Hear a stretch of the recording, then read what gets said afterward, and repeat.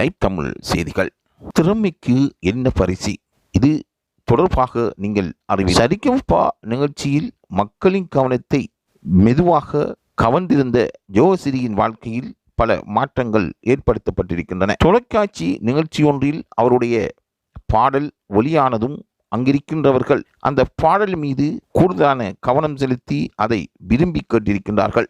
விறுவிறுப்பாக சரிகமபா நிகழ்ச்சி சென்று கொண்டிருக்கின்றது. சரிகமபா லிட்டில் சாம்ஸ் ஜூனியர் நிகழ்ச்சி கடந்த மாதம் நிறைவேற்றிருந்தது. அதில் 6 பேர் இறுதி சுற்று போட்டியாளர்களாக கலந்து கொண்டிருந்தார்கள். நீங்கள் அறிந்திருப்பீர்கள், கெமந்திரா, ஸ்ரீமதி, யோகசி, திவினேஷ், அவினேஷ், மகதி உள்ளிட்ட அந்த 6 பேருமாகும். இவர்கள் சிறுவர்களாக இருந்தாலும் சங்கீதத்தை கேள்வி ஞானத்தினூடாக அறிந்து அந்த பாடலை பாடியவர்கள் அதிகமின்றி கூறுகின்றோம். ஏனென்றால் நடுவர்கள் அவர்களை பேட்டி காணும் பொழுது அவர்கள் தாங்கள் எவ்வாறு இந்த சங்கீதத்தை கற்றுக்கொண்டோம் என்றும் கூறி நிற்கின்றார்கள். மே மாதம் 11ஆம் தேதி மாலை 4:30 மணி அளவில் இருந்து நேரு ஸ்டேடியத்தில் Saregamapa little champs 4 grand finale நடைபெற்றிருந்தது. அதில் விசேடமாக பிரபல நடிகர் சிவகார்த்தியன் சிறப்பு விருந்தினராக கலந்து கொண்டு இறுதி வெற்றியாளரை தெரிவு செய்திருந்தார். சிறப்பாக பாடி